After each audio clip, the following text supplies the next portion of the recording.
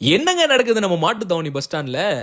என்ன இது வந்து எவ்வளோ பெரிய மோசடி! இத வந்து அசால்ட்டா, கேஷுவலா பண்றாங்களே அப்படின்னு நினைக்கும்போது, அதிர்ச்சியாவும், பயமாவும் இருக்கும். ஃபர்ஸ்ட் நம்ம மாட்டுத்தாவணி பஸ் ஸ்டாண்ட்ல இப்படி நடக்குதுங்கிறத என்னால ஏத்துக்கவே முடியல. என்ன விஷயங்கிறத நான் சொல்றேன். மாட்டுத்தாவணி பஸ் ஸ்டாண்டுக்குள்ள இருக்கிற கடைகள்ல ஒரு சில கடைகள்ல மட்டும் என்ன பண்றாங்கன்னா, ரூ. 5 பொருள், அதாவது எம்ஆர்பில ரூ. 5 இருந்தாலும், எம்ஆர்பில ரூ. 10 இருந்தாலும், ரூ. 15 இருந்தாலும், ரூ. 2 ரூ. சேர்த்து வச்சு விக்கிறாங்க. பொதுவாவே இந்த மாதிரி நிறைய பஸ் ஸ்டாண்டுகள்ல இந்த மாதிரி நடக்குதுங்கிறத நம்ம சின்ன வயசுல இருந்தே கேள்விப்பட்டிருப்போம். பஸ் ஸ்டாண்டுக்குள்ள போயிட்டா அப்படிதான் இருக்கும் அப்படிங்கிற ஒரு மனநிலைக்கும் ஒரு காலகட்டத்தில் நம்ம வந்துட்டோம். அது எனக்கு ஆச்சரியமா தெரியல. ஆச்சரியம் என்னன்னு கேட்டீங்கன்னா, பஸ் ஸ்டாண்டுக்குள்ள இருக்கிற கடைகள்ல நீங்க வாங்குற பொருள்ல ரூ. 2 ரூ. 3 அதிகமா இருக்குன்னா அதுக்கு நீங்க காரணமா இருக்கீங்க அப்படிங்கிறது கேட்கும்போது தான் அதிர்ச்சி. என்னன்னா, நீங்க பாக்குறதுக்கு வெளியூர்காரர் மாதிரி இருக்கீங்க. நீங்க உடனே பஸ் ஏற போற ஆளா இருக்கீங்க. பேக போட்டுட்டு ரெகுலரா வராம எப்பவாவது பஸ் ஸ்டாண்டுக்கு வர்ற மாதிரி இருக்கீங்க.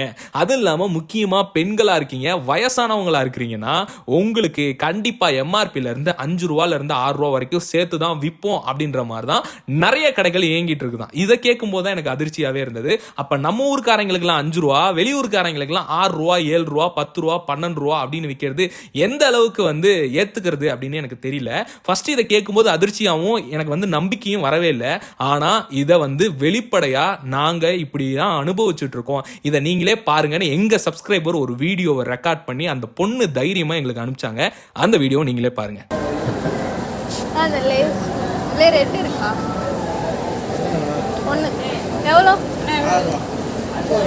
எம்ஆர்பியில் 5 தானே போட்டு 5 ரூபா இல்லையா?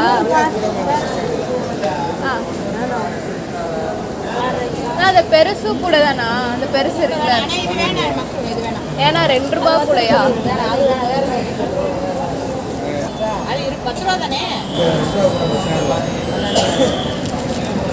இந்த வீடியோல அந்த பொண்ணு அந்த கடைக்காரர்கிட்ட 5 ரூபா லேஸ் கேட்குறாங்க, 7 ரூபான்னு சொல்றாரு. அப்ப அந்த பொண்ணு எம்ஆர்பியில் 5 ரூபா தானே போட்டிருக்கு அப்படின்னு கேட்கும்போது, எம்ஆர்பியில் 5 ரூபா தாமா, நான் பஸ் ஸ்டாண்டுக்குள்ள 7 ரூபா அப்படின்னு சொல்றாரு. சரி 10 ரூபா பாக்கெட் கொடுங்கன்னு கேட்கும்போது அது 12 ரூபாங்கிறாரு. என்ன எம்ஆர்பியில இருந்து எல்லாமே 2 ரூபா எக்ஸ்ட்ரா இருக்கே அப்படின்னு கேட்கும்போது, பஸ் ஸ்டாண்ட் ரேட் அப்படிதான் இருக்கும், வாங்குறதா வாங்குங்க அப்படிங்கிற மாதிரி அவரோட முகத்தை சுழிச்சிருக்கிறாரு.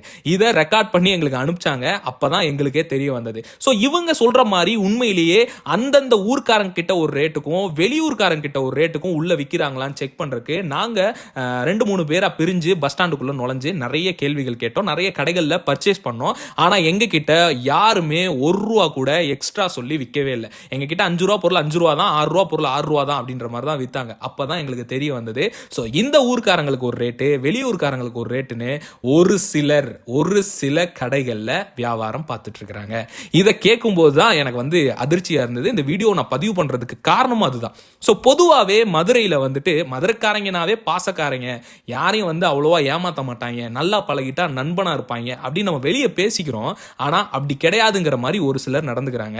உண்மையிலே நீங்கள் வந்து மொத்த பலசரக்கை வாங்கி அதில் இருந்து நீங்கள் விற்கும்போது நீங்கள் என்ன ரேட்டுக்கு வாங்குறீங்களோ அதோட 1 ரூபா 2 ரூபா அந்த பொருளுக்கு உங்களுக்கு லாபம் கிடைக்குங்கிறது இங்கே எல்லாருக்குமே தெரியும். அதையும் தாண்டி நீங்கள் 3 ரூபா 4 ரூபா அந்த நொடியில் ஒரு 5 ரூபா சம்பாரிச்சிடலான்னு ஆப்போசிட்ல இருக்கிறவங்களோட அந்த ஒரு ஏமாத்தி அவங்க கிட்ட இருந்து வாங்குற காசு எந்த அளவுக்கு உங்களுக்கு வந்து அது என்னால் சொல்ல முடியலங்க. அது ரொம்ப தப்பாக போயிடும். ரொம்ப மிகப்பெரிய ஒரு மோசடி. இதை வந்து யார்கிட்ட கம்ப்ளைண்ட் பண்ணுறது, யார்கிட்ட கொண்டு போய் சேர்க்கறதுங்கிறது எனக்கு தெரியல. அதனால தான் இந்த வீடியோ பதிவு. முடிஞ்சால் இந்த வீடியோவை நீங்கள் யார்கிட்ட கொண்டு போய் சேர்க்கணும்னு நினைக்கிறீங்களோ, யார்கிட்ட கொண்டு போய் சேர்த்தா இதுக்கு சரியான பதில் கிடைக்கும்னு நினைக்கிறீங்களோ அவங்க கிட்ட கொண்டு போய் சேருங்க.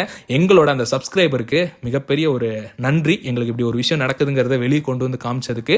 ஸோ இந்த பதிவை பற்றின உங்கள் கருத்து என்னங்கிறத கீழே மறக்காம கமெண்ட் பண்ணுங்க. இதுக்கு என்ன தீர்வு இருக்கும், என்ன தீர்வு கொண்டு வரலான்னு உங்களோட ஒரு கருத்து இருக்கும்ல, அதையும் மறக்காம கீழே கமெண்ட்டை பதிவு பண்ணுங்க. நம்ம சேனலை சப்ஸ்கிரைப் பண்ணுங்க, பக்கத்தில் இருக்க பெல் பட்டனை கிளிக் பண்ணுங்க. உங்களுக்கு ஏதாவது கேள்விகள் கேட்கணும்னு நினைச்சீங்கன்னா லெட்ஸ் வைப் தமிழ் அப்படிங்கிற எங்களோட இன்ஸ்டாகிராமில் உங்களோட மெசேஜ் அனுப்புங்க. நாங்கள் உங்களுக்கு பதிலாக இந்த சோசியல் மீடியாவில் கேள்வி கேட்குறோம்.